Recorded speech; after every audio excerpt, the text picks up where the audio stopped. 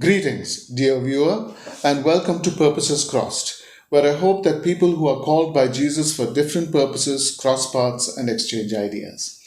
We continue with our series of reflections on the Sermon on the Mount in this video. We concluded the Beatitudes in the previous video of this series. For the entire series of reflections on the Beatitudes, please click the card above. We now move to the part of the Sermon on the Mount just following the Beatitudes. In the Beatitudes, Jesus had described the traits that define people who are transformed by the inbreaking kingdom of God. And now he moves to describe the purpose of such people in the world. He does so with the use of a few metaphors. Commonly used in Christian circles, these metaphors have lost much of their original vitality, much as a knife loses its sharp edge through use and perhaps also misuse. It is imperative, therefore, to hone our understandings of these metaphors if we hope to understand what Jesus is saying in the next section of the Sermon on the Mount.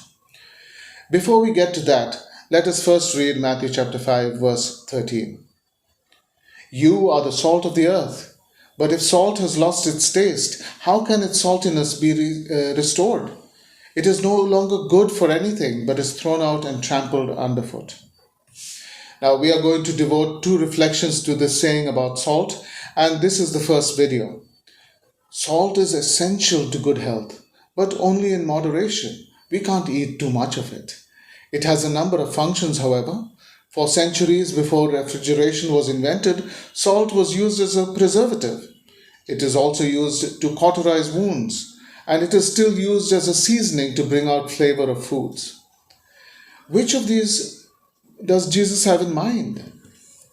Probably the fact that the metaphor calls to mind so many common uses should leave us open to the possibility, or maybe indeed the necessity, that Jesus had multiple images in mind.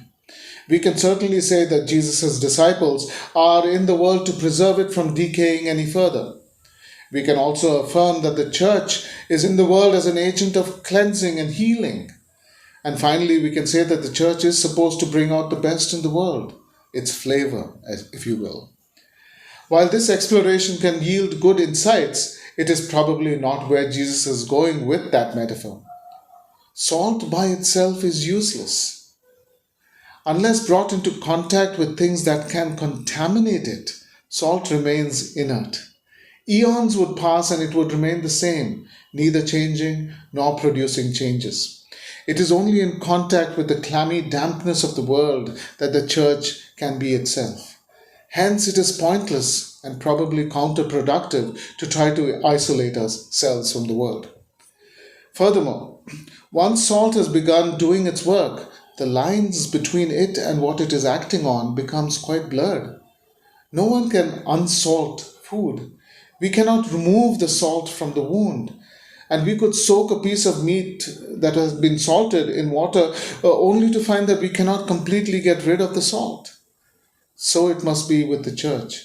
Like the yeast that leavens the whole lump of dough, the church is to infiltrate the earth, infiltrate the world, bringing the saltiness of the kingdom to every sphere of life. Moreover, salt in large quantities is overkill. A little salt can pickle a large amount of food. A wound requires no more than a few grains, and recipes normally ask to add a pinch of salt to taste. This should give us pause.